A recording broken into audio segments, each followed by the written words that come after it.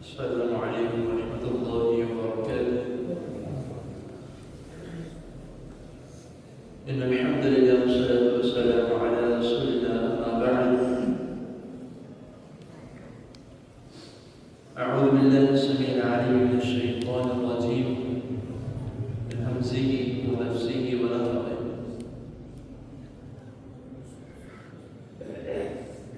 خذ من أموالهم صدقة تطهرهم وتزكيهم بها وصل عليهم. صدق اللہ العظیم. حضرت محترم،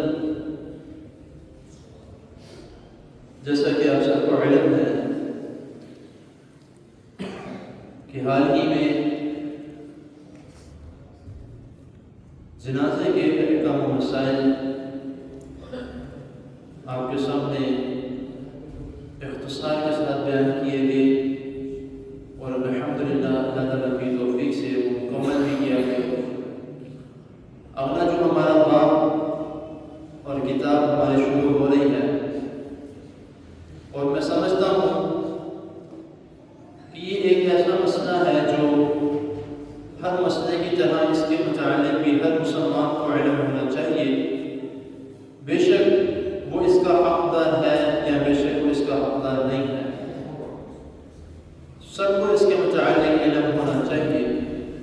اور اس نیت سے ہر ایک کو سیکھنا چاہیے کہ حقدار ہے اس میں تو ضرور ادا کرنا ہے، جو حقدار نہیں ہے وہ اس نیت سے یہ اعمال اور یہ مسائل سیکھنے کے انشاءاللہ تعالیٰ کہ ایک دن میں بھی اس کا حقدار ہوں گا اور میں اس فرض کو سر انجام دوں گا. وہ حق، وہ فرض، وہ بنیاد، وہ زکوٰۃ ہے، اور اسلام کی 5 بنیادوں میں سے یہ ایک بنیاد ہے. اب کہا جائے تو اسلام کے 5 ستونوں میں سے یہ ایک ستون ہے جو کہ ہر صاحب حیثیت پر فرض ہے، اور اس کے نہ دینے والے کے لیے بہت بڑی تنبیہ ہے قرآن و حدیث میں. وہ انشاءاللہ تعالیٰ آگے بیان کیا جائے گا. زکوٰۃ کا اصل معنی لغت کے لحاظ سے اور اصطلاحی معنی کیا ہے؟ اکثر ہم نے صرف اور صرف زکوٰۃ کا معنی یہ سنا ہے کہ اس کا معنی ہے پاک کر دینا. اکثر ہم نے یہی سنا، پاک کر دینا. اس کے 2 معنی ہیں. پاک کر دینا تو ہے ہی، لیکن اس کا ایک معنی ہے اضافہ کر دینا، زیادہ کر دینا. اب 2 طریقے سے زیادہ کر دینا یا اضافہ کر دینا. بظاہر اگر مال کی طرف دیکھا جائے تو زکوٰۃ دینے سے مال میں کمی ہوگی،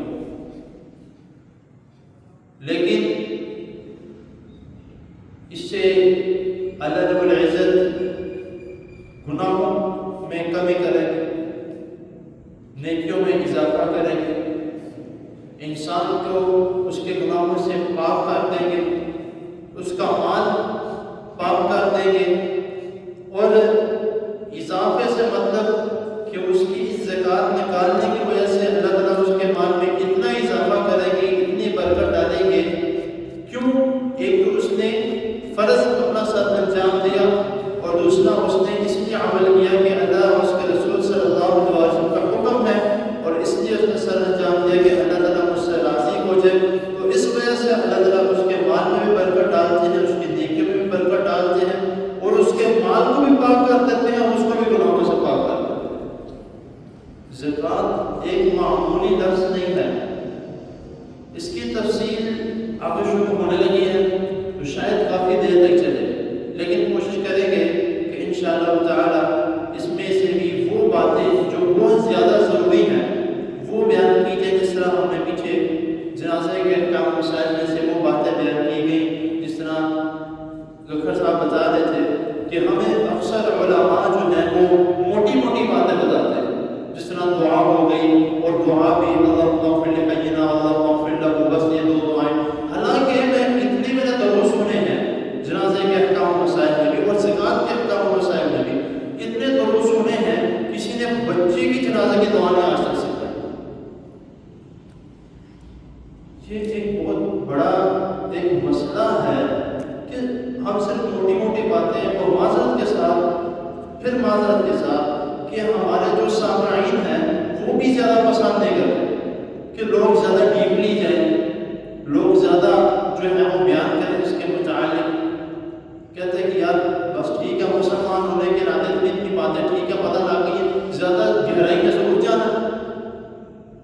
زیادہ گہرائی میں جائیں گے تو ہمیں دین کے متعلق پتہ لگے گا کہ نبی کریم صلی اللہ علیہ وسلم نے ہماری کہاں رہنمائی فرمائی ہے.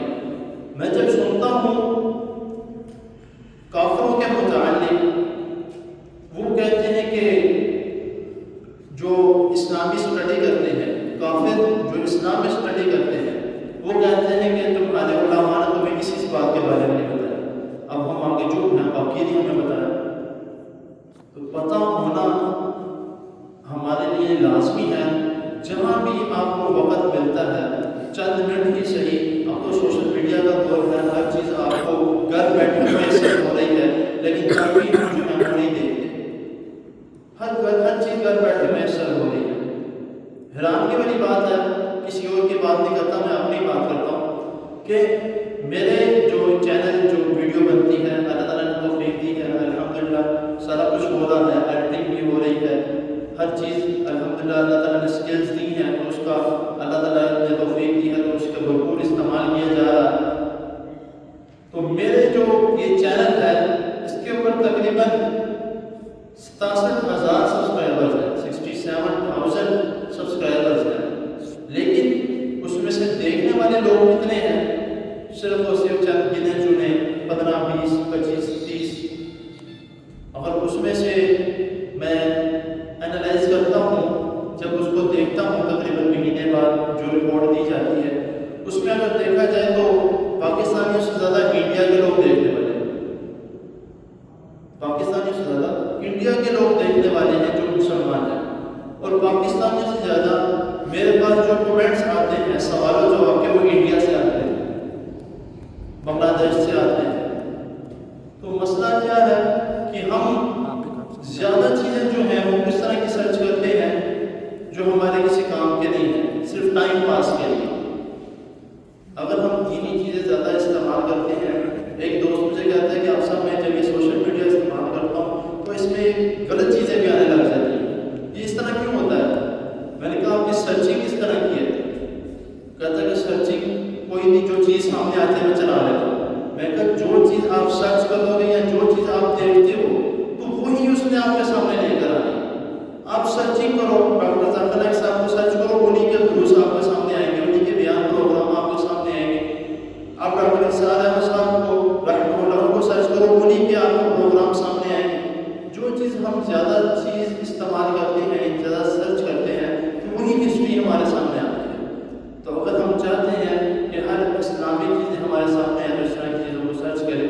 انشاءاللہ تعالیٰ اللہ تعالیٰ کی توفیق سے اللہ تعالیٰ نے زندگی صحت والی دی تو آگے زکوٰۃ کے مسائل انشاءاللہ ہم بیان کریں گے. آج میں نے اس کا معنی